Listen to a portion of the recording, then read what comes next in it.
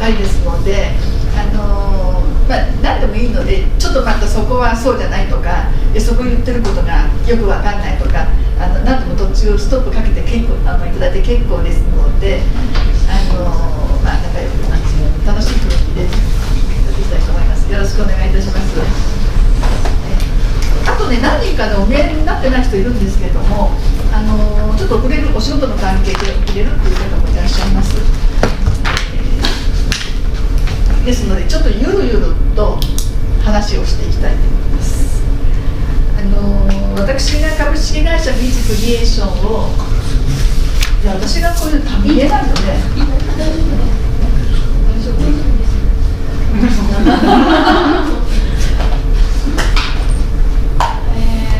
ビーツクリエーションを立ち上げたのは1991年です。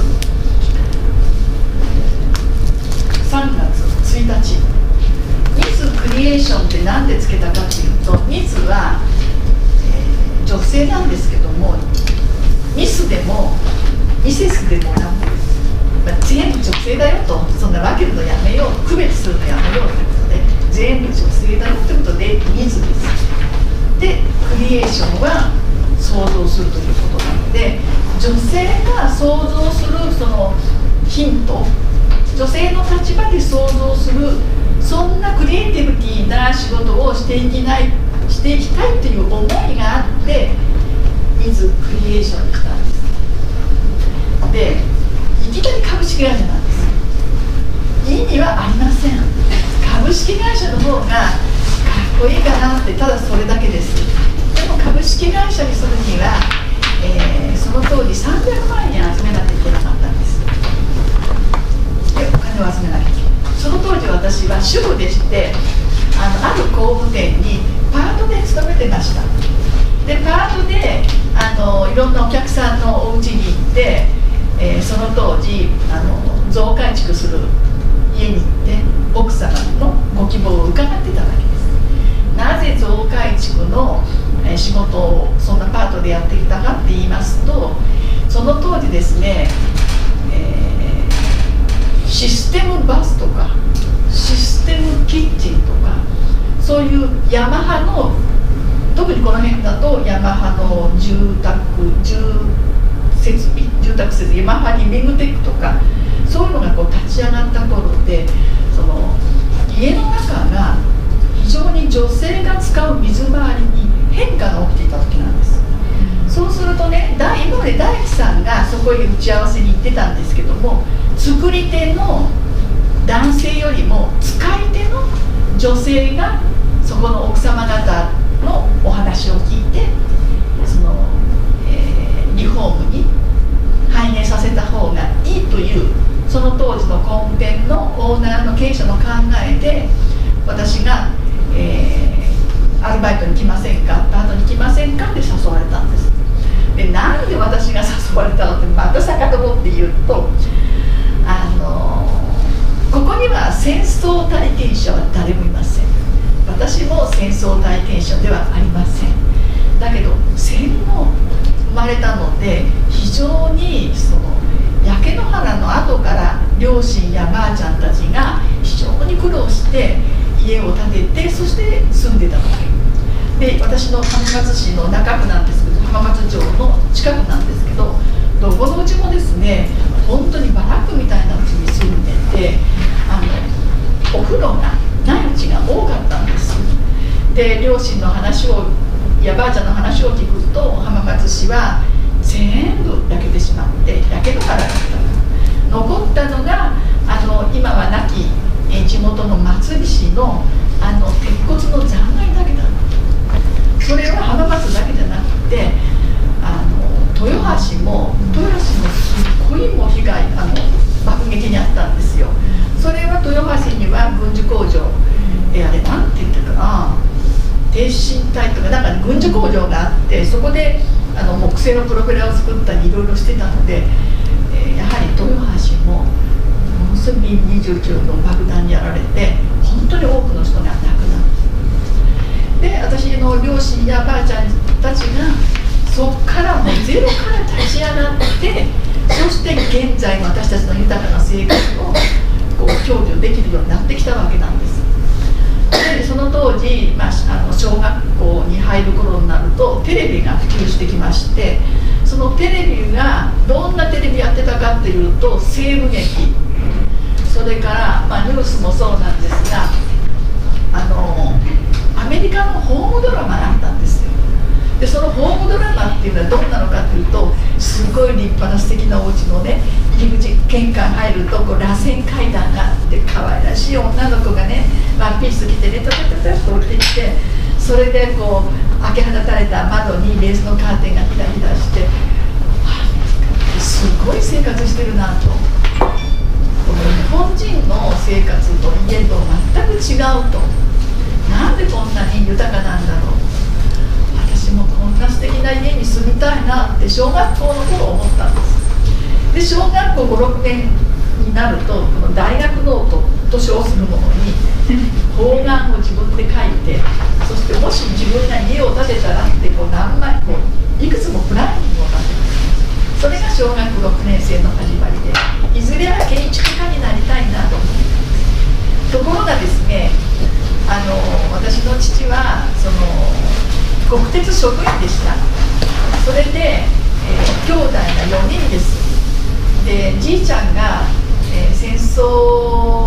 の最中に亡くなってるので、私の父は長男で、自分の子供や妻、私の母さんね、それから自分の兄弟、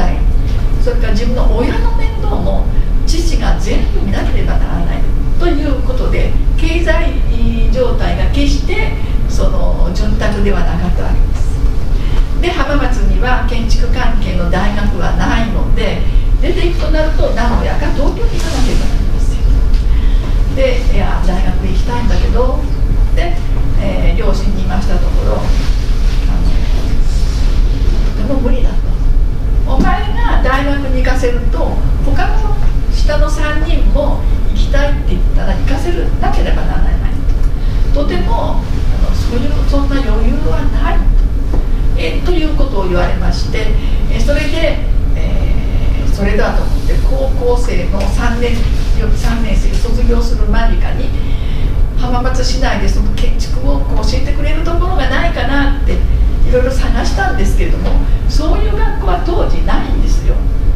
それで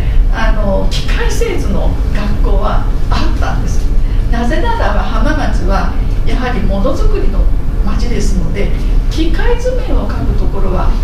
ったんですよ。それで高校の、3年生の2学期の頃から日曜日になるとそこ行って、図面の勉強をしてたんです。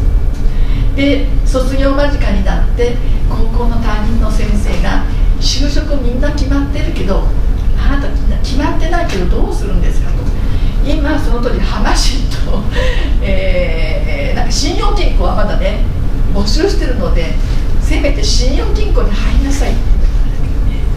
どうも人様のお金を勘定するのはなんか性に合わないなと思って、それはお断りした。で先生大丈夫です、絶対なんか就職先ありますからってのんきなことを言ってました。でもうじき卒業式だなっていう頃にその図面を描く学校、専門学校みたいなもんですけど、そこの先生がある、工作機械メーカーで図面を描いてた女性が結婚のため退職することになったと。その代わりに誰かいませんかって問い合わせがあったから、あなた行きませんかって言われたんです。で分かりました、家じゃないけど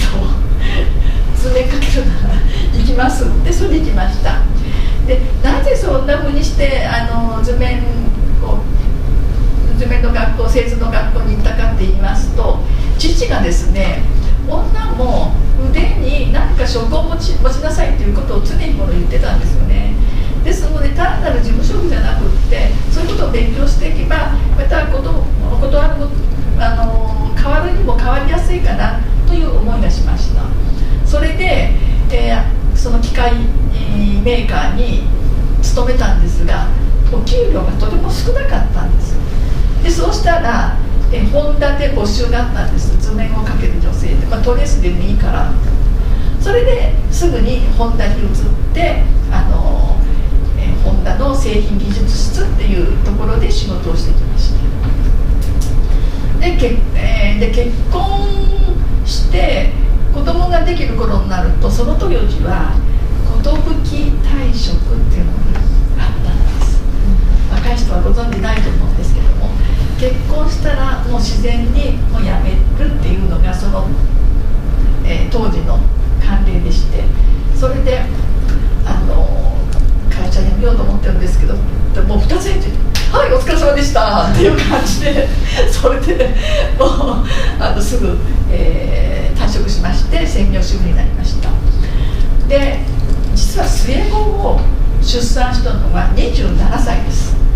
で27歳の時は3人のお母さんになってました。でそれも男の子ばっかり、それは戦争のような毎日でした。でずっと子育てをしていたんですけれども、私のことをすごくよく知っている友人が、ヤマハのシステムキッチンの、カタログ、こんなまずいカタログを作っている広告代理店が女性のもう主婦の、